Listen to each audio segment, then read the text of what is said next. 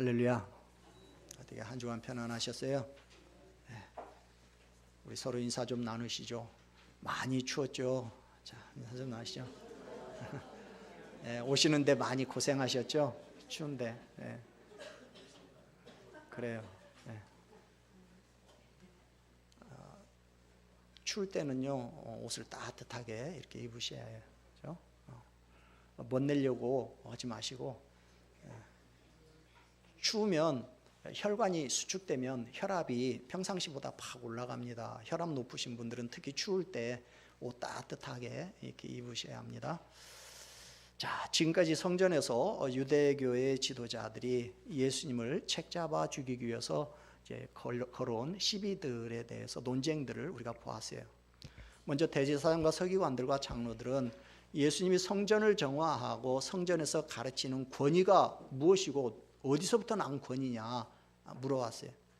예수님은 요한의 세례의 권위를 질문함으로 저들의 시도를 무산시켰어요. 둘째로 바리새인과 헤롯 당원들은 로마의 세금을 내야 하느냐 말아야 하느냐 하는 문제를 가지고 도전해 왔어요. 예수님은 가이사의 것은 가이사에게, 하나님의 것은 하나님에게 바치라 라는 말씀으로 저들의 시도를 무산시켰어요. 그래서 사두개인들이 모세오경에 나오는 계대 결혼법을 들고 나와서 부활의 허구성을 주장해요. 예수님은 역시 모세오경의 말씀을 가지고 하나님 안에서 죽은 사람들은 다 지금 하나님 안에서 살아있다. 부활한 사람들이 사는 이 세상의 삶의 방식은 부활한 사람들이 사는 삶의 방식과는 완전히 다르다라는 것을 깨우쳐 주심으로 저들을 물리치셨어요. 자, 이런 예수님의 신적인 지혜 앞에서 저들이 더 이상 말을 못했다고 그랬어요. 자, 지금까지 계속되는 유대 종교 지도자들의 집요하고도 공격적인 질문들에 답해 오시던 주님은 이제 저들이 더 이상 말을 안 하고 공격해 오지 않으니까 이번에는 거꾸로 예수님께서 저들에게 이제 한 가지 질문을 던지셨어요. 41절, 예수께서 그들에게 이르시되 사람들이 어찌하여 그리스도를 다윗의 자손이라 하느냐. 자, 그리스도가 다윗의 자손으로 태어난다라는 예언은 구약 성경 곳곳에 나와요. 그리고 예수님 당시에 이스라엘 사람들은 다윗의 자손으로 오실 메시아를 기다리고 있었어요. 그러나 이 질문은 다윗의 자손이라는 말이 단순히 다윗의 어떤 후손이라는 그런 의미 이상의 의미를 담고 있다라는 거죠. 그래서 예수님은 시편 110편 1절 말씀을 인용하시면서 또 하나의 질문을 던지셔요. 시편에 다윗이 친히 말하였으되 주께서 내 주께 이르시되 내가 내 원수를 내 발등상으로 삼을 때까지 내 우편에 앉았으라 하셨도다 하였느니라. 그런즉 다윗이 그리스도를 주라 칭하였으니 어찌 그의 자손이 되겠느냐. 자, 여러분, 구약 성경은 메시아가 다윗의 후손으로 오신다 이렇게 계속해서 말하고 있어요. 그래서 사람들도 메시아는 다윗의 후손으로 오신다고 다 믿고 있었어요. 근데 정작 다윗은 그 메시아를 누구라고 했냐면 주님이라고 고백했다는 거예요. 어떻게 자기 후손을 향해서 주님이라고 말할 수 있느냐는 거예요. 이건 족보에 역행하는 거 아니냐는 거죠. 사람들은 메시아를 다윗의 후손으로 오신다 이렇게 믿고 있는데, 근데 정작 다윗은 그 자기 후손을 향해서 주님 이렇게 부르고 있으니 이거 뭔가 잘못된 거 아니냐는 거예요. 족보가 거꾸로 쓴 집안 아니냐는 거죠. 할아버지가 손자한테 주님 이렇게 부른다는 게 이게 말이 되느냐는 거예요. 다윗은 이스라엘의 가장 강력한 왕이었고 누구보다 큰 영광을 누렸던 왕이에요. 그런 다윗이 나의 주님 이렇게 부를 수 있는 대상이 있다면 그분은 하나님밖에 없는 거죠. 근데 어떻게 그 하나님이 다윗의 후손이 될 수 있냐는 거예요. 여러분은 어떻게 생각하세요? 다윗이 메시아를 주님 이렇게 불렀는데 정작 메시아는 다윗의 자손으로 태어난다면 다윗의 족보 밑으로 이제 들어오는 것이 되는데 이상하지 않냐는 거죠. 지금 예수님께서 사람들을, 특히 예수님을 대적해 죽이려고 하는 유대교 지도자들을 향해서 지금 이 질문을 하신 의도가 뭘까요? 주님은 무슨 말씀을 하시려고 지금 이 질문을 저들에게 던지신 걸까요? 오늘 본문 뒤에 보면 사람들이 이 예수님의 질문에 한마디도 대답이 없거든요. 그 말은 사람들이 예수님의 이 질문에 한마디도 대답 못했다는 얘기거든요. 왜 사람들은 예수님의 이 질문에 아무 대답도 못했을까요? 예수님께서 사람들에게 이 질문을 하신 이유는 예수님이 누구신가 하는 것을 지금 사람들에게 말씀해 주시기 위한 거예요. 예수님이 구약에서 예언한 그 메시아이심을 확인시켜 주시기 위한 그런 질문인 거예요. 그러니까 지금 예수님의 이 질문은 어떻게 보면 지금까지 3번에 걸친 예수님과 그 유대 종교 지도자들의 그 논쟁과 그들의 질문에 대한 어떻게 보면 결론적인 지금 대답이 되는 거예요. 지금까지 예수님의 권위의 문제에 대해서, 그리고 납세 문제에 대해서, 그리고 부활의 문제에 대해서는 논쟁을 통해서 그들이 계속해서 예수님을 공격한 이유가 뭐냐? 예수님이 누구신가에 대한 오해 때문인 거예요.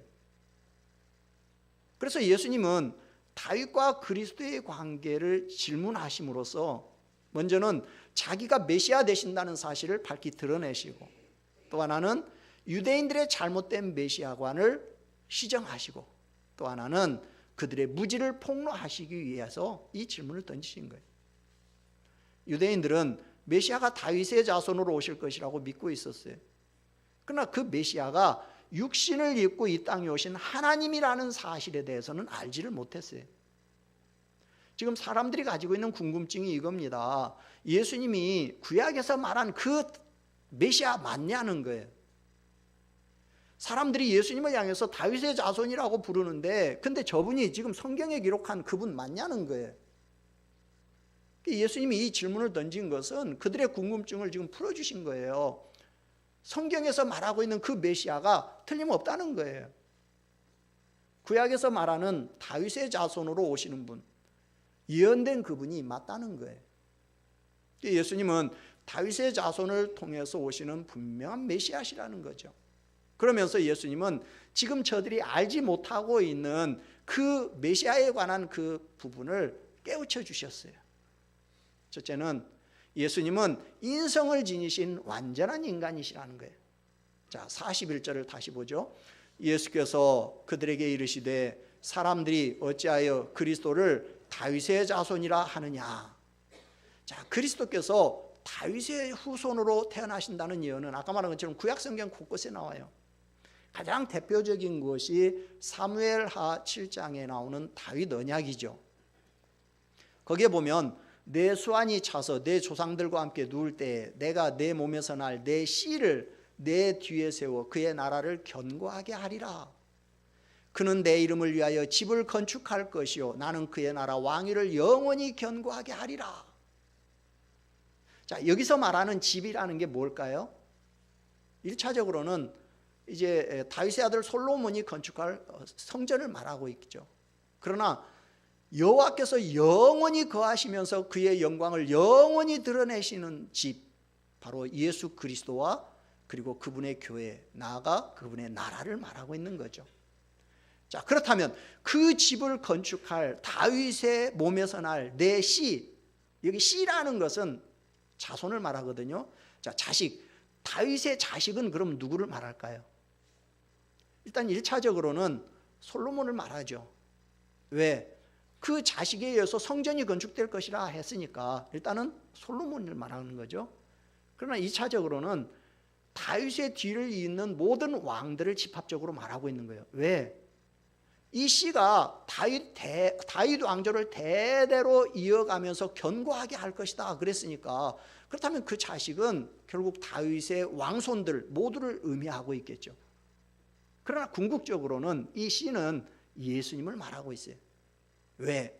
이 자식에 의해서 세워질 나라는 영원한 나라요 견고한 나라다 그랬는데, 사실 이런 나라는 최종적으로 이런 나라를 세울 분은 예수님밖에 없어요. 그러니까 다윗 언약에도 불구하고 다윗 이제 솔로몬 죽은 다음에 나라가 둘로 쪼개지고 결국은 남북 왕국이 다 망하고 말거든요. 그러니까 결국 다윗의 후손들로 왕이 영원히 지속된다고 했는데 끊어져 버렸잖아요. 나라가 망해버렸잖아요.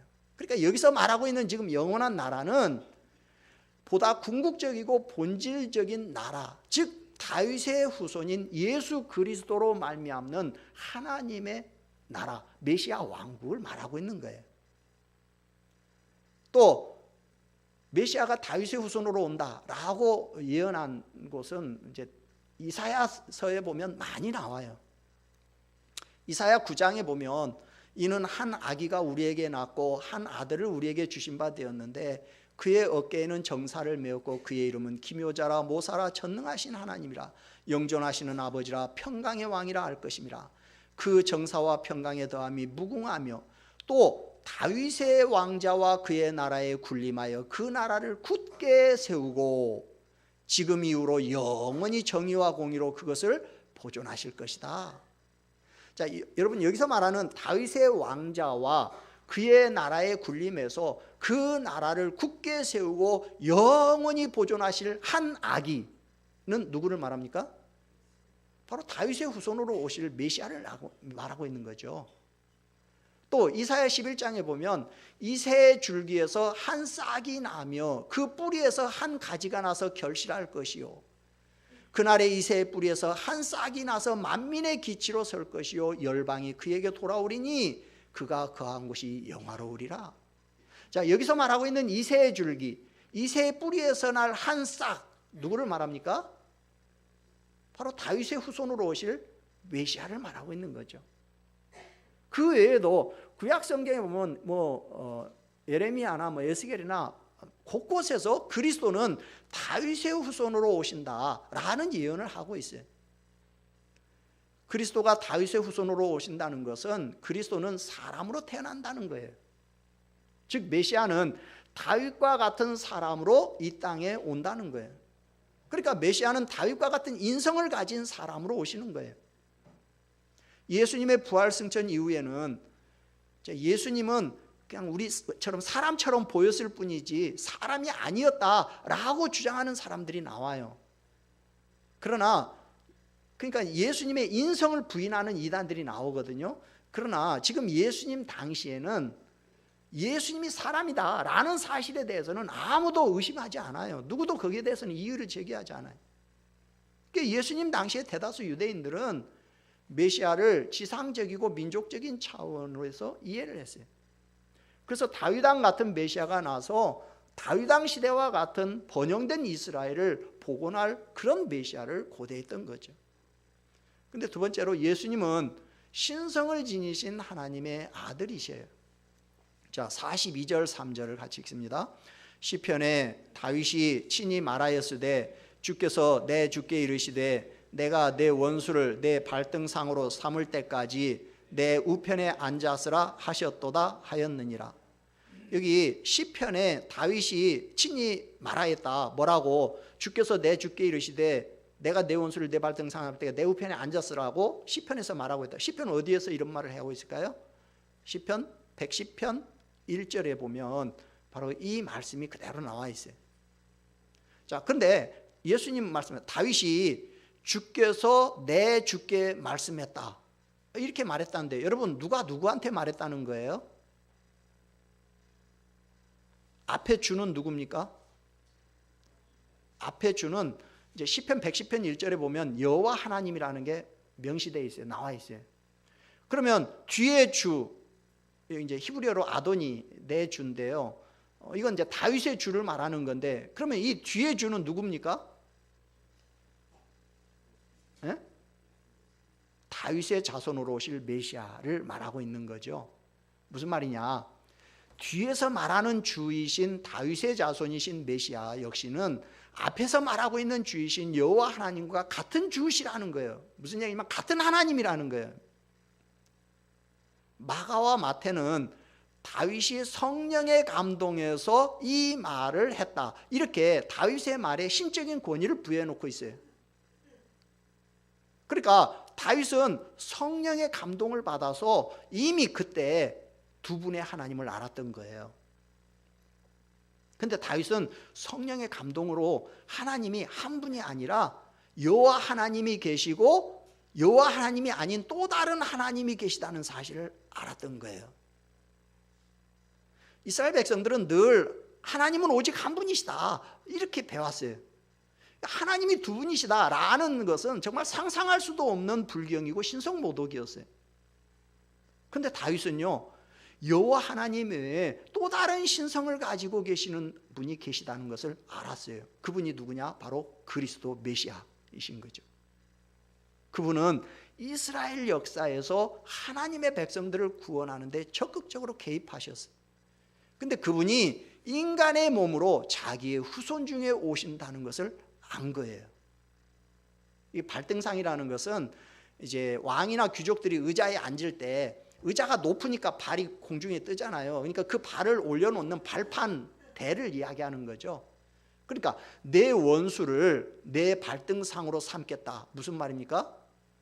원수를 발로 밟겠다는 얘기니까 원수로부터의 완전한 승리를 지금 말하고 있는 거죠. 이 말씀은 여호수아가 그 아모리 족속의 5 왕을 붙잡아서 군장들에게 그들의 목을 발로 밟아라 이렇게 말한 걸 보면 이제 우리가 알 수 있어요. 근동의 정복자들은 승리의 표시로 패전국의 왕이나 장수의 목을 또는 몸통을 발로 밟는 이런 관습이 있거든요. 내가 이겼다 이거죠. 내가 이제 승리했다는 거죠. 이 말씀은 결국 그리스도의 왕국과 하나님의 통치에 반기를 든 원수가 결국 사단의 세력들이 결국 패배할 것이고 온 세상은 그리스도의 왕권을 정복시키기 위해서 온갖 술수를 부려도 결코 쓰러지지 아니하고 오히려 모든 대적들이 멸망당한다는 거예요. 왕의 우편이라는 것은 왕 다음으로 높은 분이 앉는 자리예요. 근데 하나님은 어떤 천사를 향해서도 너는 내 우편에 앉으라 이런 말씀을 하신 적이 없어요. 그러니까 하나님의 우편 자리는요 천사들보다 훨씬 높은 분이 앉는 자리고 그 자리에 앉는 분은 결국 모든 피조물들 위에 높임을 받는 분인 거죠. 결국은 메시아가 여호와의 보좌에 같이 앉아서 세상 만물을 통치하신다 그런 의미를 가지고 있는 거예요. 자, 나중에 베드로가 이제 3,000명을 회심시킬 때 그 설교를 하는데 그 자리에서 오늘 이 말씀 시편 이 말씀을 인용하시면서 예수님의 승천은 바로 이 말씀의 성취다 이렇게 적용을 해요. 그러니까 하나님은 다윗이 주님이라고 부른 그 메시아에게 모든 원수들을 정복하기까지 이제 너는 내 우편 자리에서 잠시 쉬고 있어라 그랬다는 거죠. 그렇기 때문에 예수님이 죽으셨는데 다시 살아나시고 승천하신 이유는 왜 그런다? 그 하나님의 말씀을 이루기 위해서. 하나님이 이제 완전히 대적들을 다 정복할 때까지 잠깐 내 자리 옆에서 쉬고 있어라. 그 말씀을 이루시기 위해서 예수님은 승천하신 것이다 라고 이 말씀을 이제 거기 적용하시죠. 그러니까 하나님이 원수들을 완전히 굴복시킬 때까지 그러면 그리스도는 어디에 계시는 거예요? 하나님 보좌 우편 자리에 계시는 거죠. 근데 이 세상 어떤 피조물도 감히 하나님의 보좌 우편에 그것도 하나님과 나란히 앉아 있을 수는 없어요. 심지어는 천사 중에 어떤 누구도 감히 하나님 보좌 우편에 앉을 수 있는 천사는 없어요. 오직 하나님의 아들만이 하나님과 나란히 그분의 보좌 우편에 앉아 계실 수가 있는 거죠. 그러니까 예수님은 뭐예요? 바로 하나님과 동등하신 분이시라는 거죠. 하나님이시라는 거죠. 결국 다윗이 성령의 감동을 받아가지고 메시아를 주 이렇게 불렀다는 것은 메시아는 비록 다윗의 혈통으로 따라오시지만 본질적으로는 어떤 분이시다? 하나님과 동등하신 분이시다. 즉 하나님이시다는 거예요. 즉 메시아는 신성을 지니신 하나님이시라는 거예요. 셋째로 예수님은 인성과 신성을 동시에 지니신 분으로 성경이 말하고 있는 메시아이시에요. 자, 지금까지 많은 사람들이 예수님을 다윗의 자손이라고 불렀어요. 마가와 누가는 여리고 길가에 앉아 구걸하던 그 맹인 바디메오가 다윗의 자손 예수여 나를 불쌍히 여기소서 라고 그러니까 예수님을 다윗의 자손이라고 불렀다라는 그 사실 하나만 이렇게 기록을 해놓고 있어요. 그런데요 마태복음을 보면 마태는요 곳곳에서 사람들이 예수님을 다윗의 자손이라고 불렀다고 기록을 해놓고 있어요. 아예 마태복음 첫 시작부터 예수는 다윗의 자손이라고 아예 기록을 해놨어요. 아브라함과 다윗의 자손 예수 그리스도의 세계라. 그러면서 예수님의 회당장 야이로의 딸의 그 죽은 딸을 이제 살리고 나서 나왔을 때 두 맹인이 따라오면서 이렇게 소리를 쳐요. 다윗의 자손이여 우리를 불쌍히 여기소서. 예수님이 귀신 들려서 눈 멀고 말 못하는 사람을 고쳐주었을 때 무리들이 놀라서 이런 말을 해요. 이는 다윗의 자손이 아니냐. 예수님이 두로와 시돈 지방에 가서 귀신 들린 딸을 고쳐달라고 나온 그 가나안 여인, 예수님을 향해서 뭐라고 그래요? 다윗의 자손이여 나를 불쌍히 여기소서, 내 딸이 흉악한 귀신 들렸습니다. 자, 예수님이 예루살렘 입성하실 때도 사람들이 뭐라고 찬양을 해요? 호산나 다윗의 자손이요. 근데 예수님은 그 다윗의 자손으로 오셨어요. 어떻게 알 수 있어요? 예수님이 잉태되는 순간부터 이미 천사가 밝혀놨어요. 다윗의 자손 요셉이라 하는 사람과 약혼한 처녀에게 이르니 그 처녀의 이름은 마리아라. 여러분, 요셉은 누구냐? 다윗의 자손이라는 거죠. 그러면 그 요셉의 아들이면 결국 예수님은 다윗의 자손이라는 거죠. 그러니까 예수님이 다윗의 자손으로 오셨다는 이 부분에 대해서는 모든 사람들이 다 인정합니다. 이견이 없어요. 물론 다윗의 자손이라는 말이 그냥 이제 시간이 지나면서 점점 유대인들 사이에서는 메시아라는 말하고 이제 동의어가 돼요.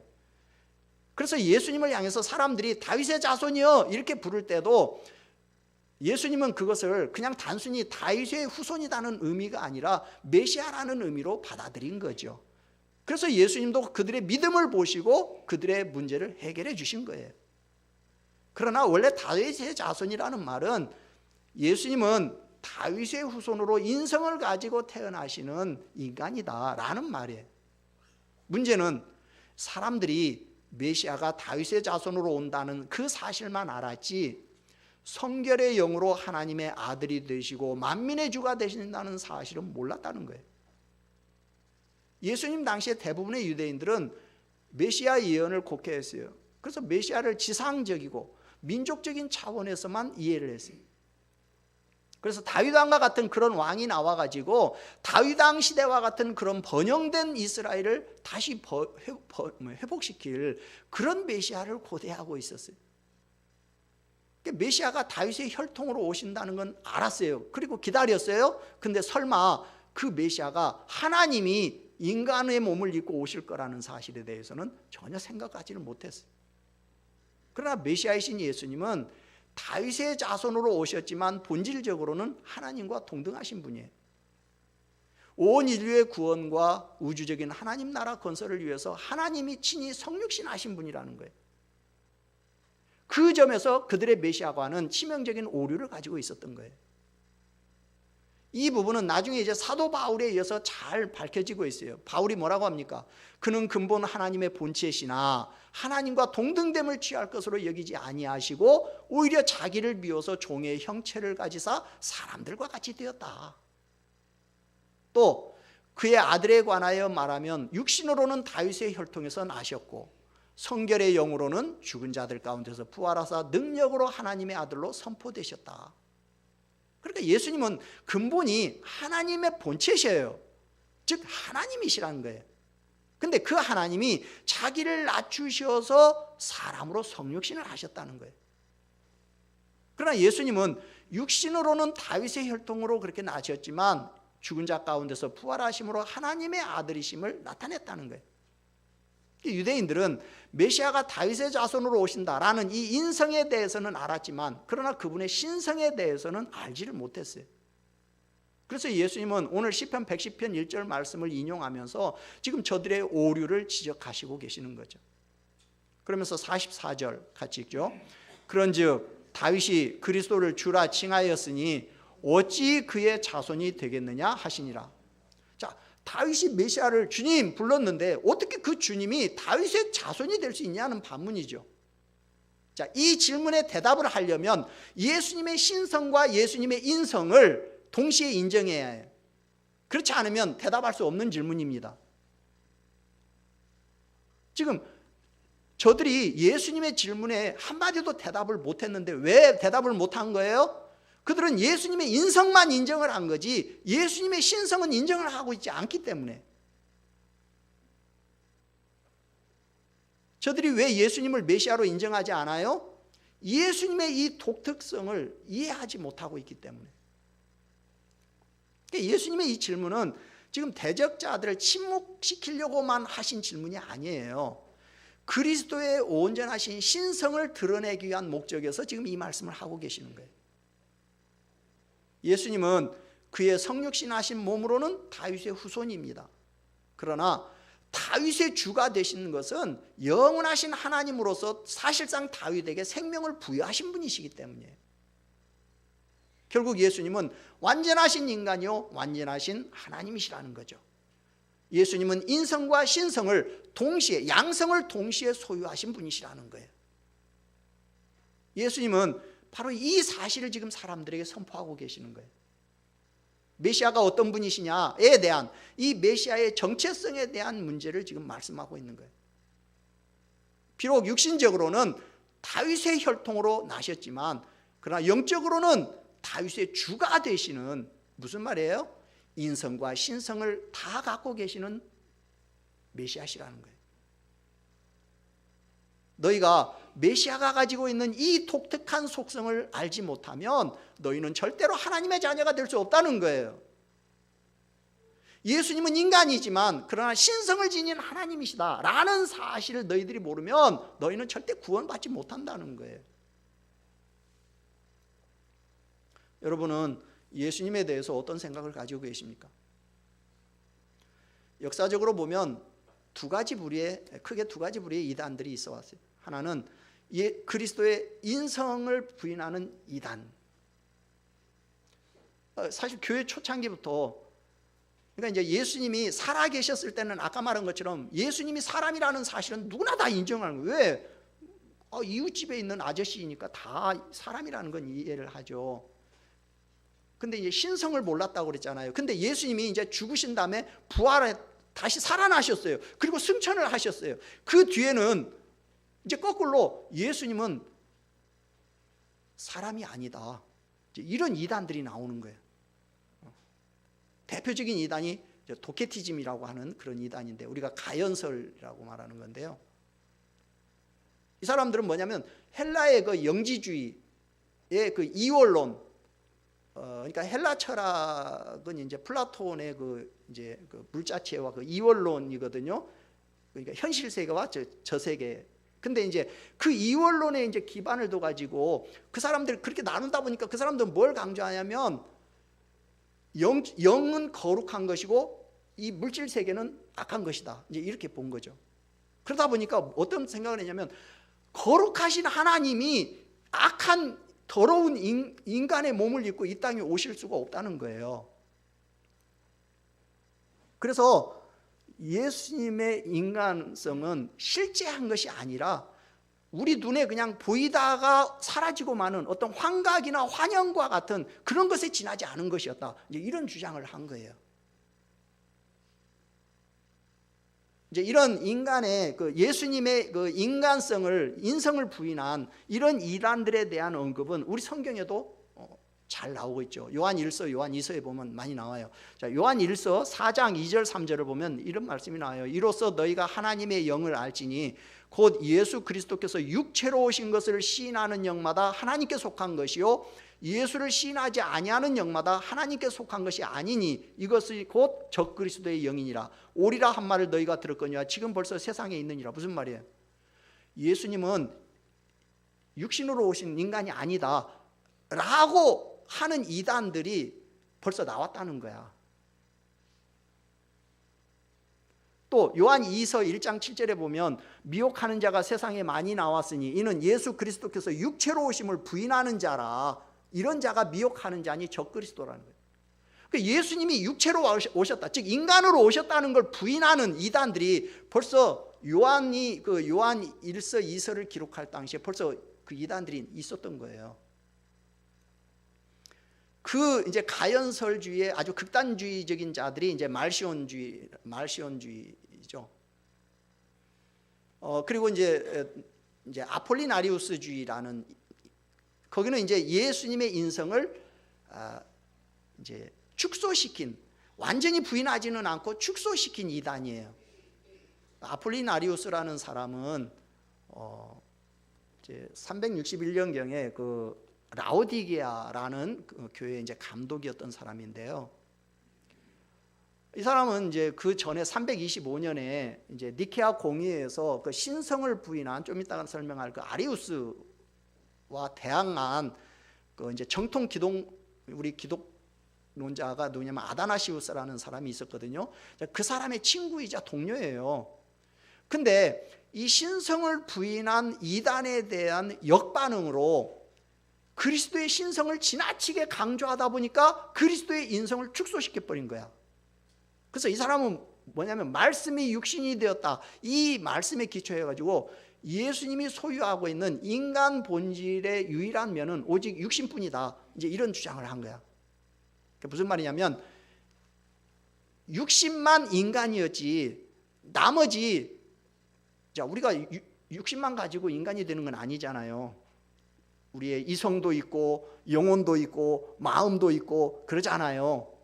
근데 이 모든 부분들은, 그러니까 예수님의 육신만 인간이었지 그 나머지 모든 부분들은 다 신성이었다, 이렇게 이제 주장을 하고 나온 거야. 그러다 보니까 괴상한 인간이 나와버린 거야 이제. 그러니까 왜냐하면 예수님의 신성을 지나치게 강조하다 보니까 이런 현상이 이제 생긴 거예요.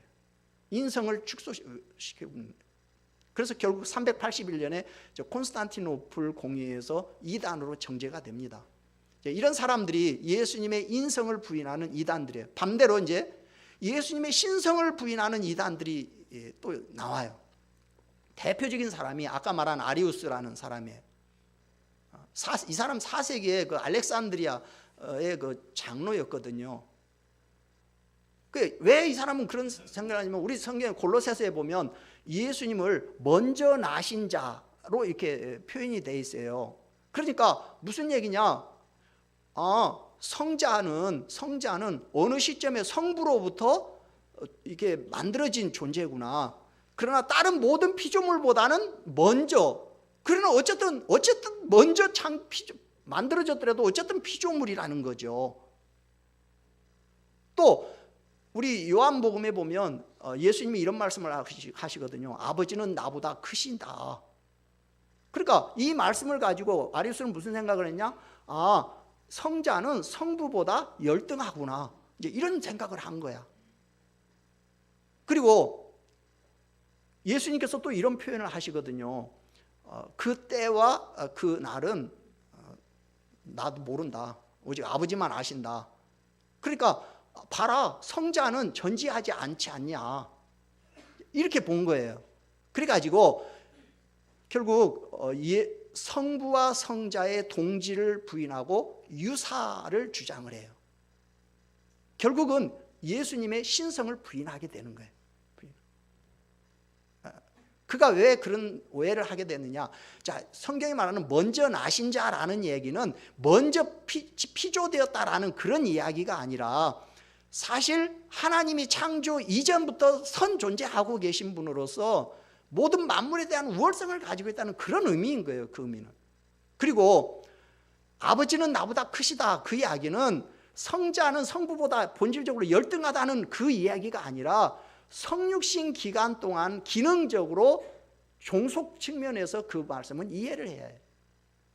또 그 날과 그 때를 모른다, 그 부분도 예수님은 전지하시지 않다는 말이 아니라, 예수님이 인성을 취하시고 인간으로 오신 동안에 신성의 기능에 특별한 한계를 정하신다, 그걸 예수님이 스스로 수용하셨다, 그런 의미로 그걸 이해를 해야 한 거죠. 그래서 결국 아리우스가 325년에 결국 니케아 종교회에서 이제 이단으로 정죄를 받아요.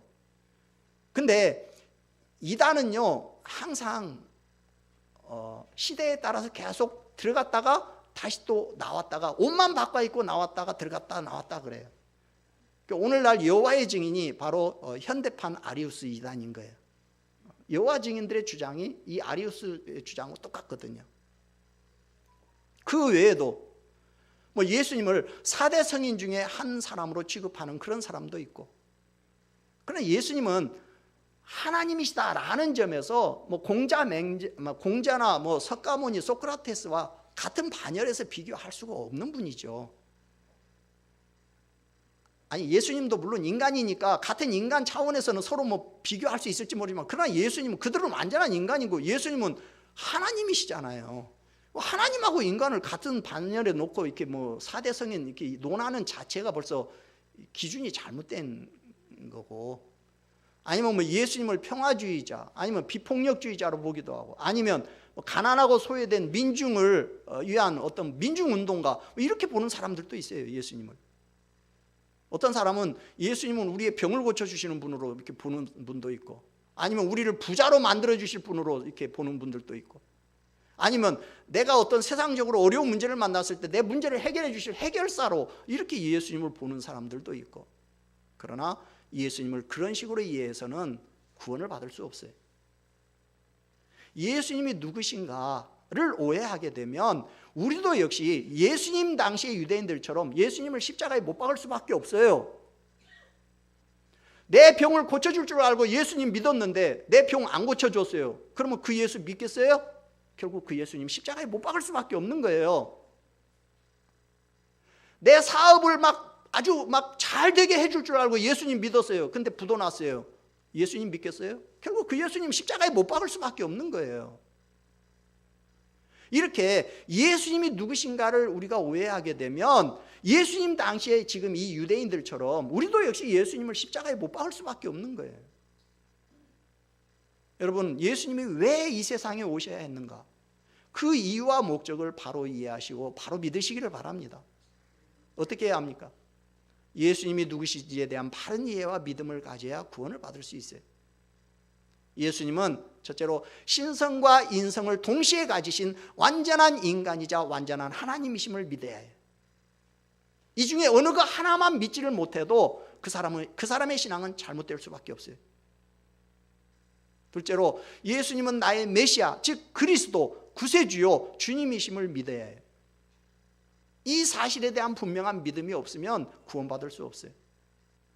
왜? 하나님이 성육신하신 이유가 나를 구원하시기 위함이기 때문에. 셋째로 항상 그분 앞에 복종하십시오. 그리고 그분의 말씀 앞에 복종하십시오.